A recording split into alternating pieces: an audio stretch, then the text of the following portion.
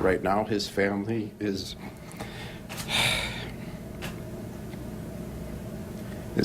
at the hospital with him saying goodbye.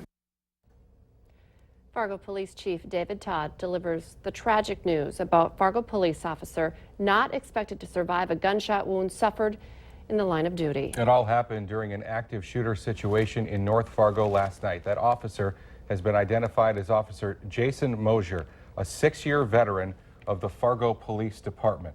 Moser, a decorated officer. He won the life-saving award, the Silver Star Medal, in February of 2012 for pulling 2 kids out of an apartment fire. You heard that the officer's family is with him saying goodbye this morning. Officer Moser, mortally wounded. 1 officer has been killed in the line of duty for the Fargo Police Department. The last time this happened was back in 1882. Again, Moser was shot during an active shooter situation that happened in the 300 block of 9th Avenue North in Fargo. It started around 7 last night. The Valley Today's Christy Larson has been covering this breaking news story for us throughout the night and joins us now with the very latest this morning. Good morning, Christy. Yeah, good morning, guys. You know, the last update we had from the Fargo Police Department is this is no longer an active scene. They said now they're going to be starting their investigations as things have been resolved. Now, we have not gotten a status update if that person inside of the home, the alleged gunman, if he is dead or alive. Last we had heard from Chief Todd was that after he had shot the Fargo police officer and they had taken him to the hospital, the next thing that happened was they were going to try to get into the house with robots. There was an exchange of fire between officers and him. After that time, they were no longer getting any response from him inside of the home. So we still do not know a status update if he is dead or alive. But as you guys said earlier, it was when they were setting up the perimeter. That's when Fargo officer Jason Moser was shot and laying in an alley. Someone had called 911 dispatchers saying they saw him laying there. The SWAT team had to go in and take him to the hospital. And Chief Todd was made aware of the situation. He was been very emotional, as we all would be, this morning, talking about exactly his next steps after he found out the news. I was notified and responded and went to get the officer's wife and brought her to the hospital. The officer's wife and I met with the doctors, and they informed us that this is not a survivable wound. Jason Moser has been with the Fargo Police Department for 6 years. He's 33 years old. As they said, his family is at the hospital saying goodbye to him. But it's not only the family that we're thinking about this morning, but also his work family. As you heard earlier this morning, Chief Todd saying that he is a brother and part of their family and will always be that way, too. And obviously an emotional day for Fargo Police. We did hear from Chief Todd earlier this morning that they are getting help from several neighboring agencies, not only helping with this situation, but also helping with police calls this morning as they obviously deal with the grief and emotion of what has happened to their department. Tough morning for so many people. Now, many people in that area saw and heard a lot of what happened overnight. One of our viewers, Drew Halverson, did capture part of what went down on his cell phone when the first shots were fired.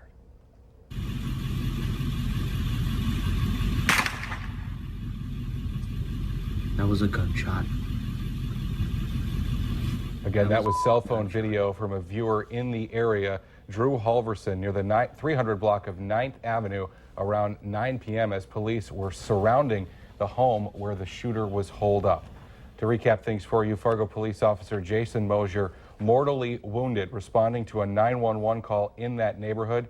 Chief David Todd saying in an early morning news conference that Moser is not expected to survive and that his family is with him in the hospital. Now be sure to stay with Valley News Live and valleynewslive.com for updates on this breaking news story throughout the day.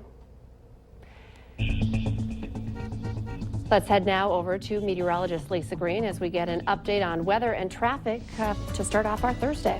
Good morning. It's cold out there this morning, especially toward the east where temperatures are in the double digits below zero. So want to make sure you bundle up as you're heading to where you need to be today. In Fargo, Moorhead near the 0-degree mark to start off this morning. We've got some clear skies in the valley, but we'll be clouding up throughout the daytime hours with another clipper moving through the region. 14 degrees by the noon hour with partly to mostly cloudy skies. And then by the afternoon, 17 will be your high. We do have that chance for snow later in the day. Maybe even a few flakes out there this morning along the James River Valley, especially western counties there. That's also where we are on the eastern edge of this clipper that's tracking a little farther west than we've seen recently. Bismarck and Dickinson getting hit by some snow there. And we'll be seeing some of that trying to work its way into the valley. So if you live in our western viewing area, you may see a few flurries during the daytime hours and perhaps even some accumulating light snow later on into the day. In fact, we may see a dusting of snow, maybe up to an inch around the James River Valley later on, but the morning commute should be okay as far as additional snowfall is concerned. 5 degrees currently in Fargo. We're at 5 in Grand Forks. It's 7 in Jamestown. Off to the west or east rather, we're looking at 16 below in Bemidji and 11 below in Roseau. That's where we're feeling like we are well below the 0-degree mark into the 20s to near 30 below at times where the wind is blowing. Of course, we've got calm conditions in parts of the eastern valley here. Wind is rather light though, so that's the good news. It could be a lot worse as far as wind chill is concerned. 17 degrees again, the high today. We'll see our chances for snow in the west. The rest of us quiet. And then Friday, a frigid day, a high of only 5 degrees with some breezy conditions. And that wind hangs around through the weekend. It'll actually help to bring in some warmer air, but it won't feel that pleasant because of the wind. And for Sunday, your Valentine's Day, a chance for snow back into the 30s next week. Let's check in now with Al. I'm just west of Sanford, near the crime scene here, and here's what's open and here's what's not. 8th and 9th Avenues North remain closed. 3rd and 4th Streets North remain closed. Broadway is open. 2nd Street is open. A very heavy police presence along 10th Avenue North. That's open. Heavy traffic on 7th Avenue North. That is open as well. There's some congestion on Broadway from time to time, obviously because 3rd and 4th Streets remain closed, and 4th Street carries a heck of a lot of traffic. The parking ramp on the north side of Sanford, that remains closed this morning. You probably do well to avoid this area if you can. Al Ahmed Valley Today traffic. It's now 4 minutes before 7. There was concern in West Fargo after police say someone with a gun was threatening to harm themselves earlier in the day yesterday. That's when officers started to negotiate with him. Police focused on a home in a cul-de-sac on 10th Street West in West Fargo trying to find the man. West Fargo Public Schools did have to reroute buses away from that area. They also say kids who lived in the neighborhood were kept at schools until someone could come pick them up.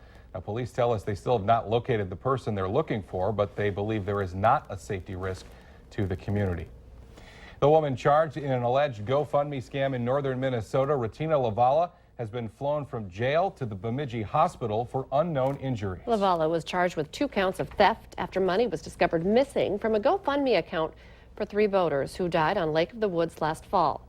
Police say $7,000 from that account was never dispersed to the victims' families. A 28-year-old Enderlin, North Dakota man remains in jail on $1 million cash bond. Paul Mueller is charged with murder in the shooting death of Billie Holiday. It happened early Sunday morning in Enderlin. Miller faces up to life in prison without parole if found guilty. Still no word from investigators on any possible motive for the shooting. Today is Giving Hearts Day, a chance for local nonprofits and charities to raise some big money with the help of the Dakota Medical Foundation and their Hearts Day partners. More than 300 organizations are trying to get your attention to get a little piece of the donation pie. We're taking a live look at the money raised so far, $416,000, more than $416,000. Contributions of $10 or more during the 24-hour blitz are matched by the Dakota Medical Foundation and its partners. Last year, nearly $7 million was raised. Be sure to stay with Valley News Live today for breaking news on that critical shooting of a Fargo police officer. As we have told you throughout the show, he is identified as Officer Jason Moser, a 6-year veteran of the Fargo Police Department. Moser is a decorated officer. As we had been mentioning earlier, a very decorated officer. He was actually awarded the Silver Star Medal in February of 2012 for pulling 2 kids out of an apartment fire. Officer Moser, a 6-year veteran of the Fargo Police Department. He was shot during a situation in North Fargo that started about 7 p.m. last night. Police Chief David Todd says Moser's family is with him at the hospital. Doctors told his family earlier that his injuries are not survivable. The situation in North Fargo, that was a standoff situation for several hours overnight, is now over.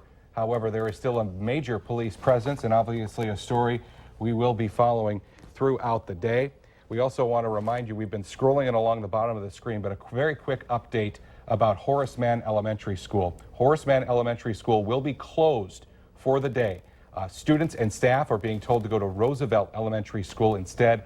That is because Horace Mann is in the area that investigators are using to search in this investigation. And we're just hearing that another news conference is scheduled for 7:30 this morning, and we will be carrying that live as well for you this morning, so you can watch for updates right here on Valley News Live and, of course, online as well at valleynewslive.com. We will have team coverage of this breaking story throughout the morning. We've got those live updates, that news conference for you. We'll be doing cut-ins throughout the morning. Of course, Valley News Live at noon with the very latest 5, 5:30, 6, and 10. A breaking story we will be following all day for you. Thanks for waking up with the Valley today. Have a great day.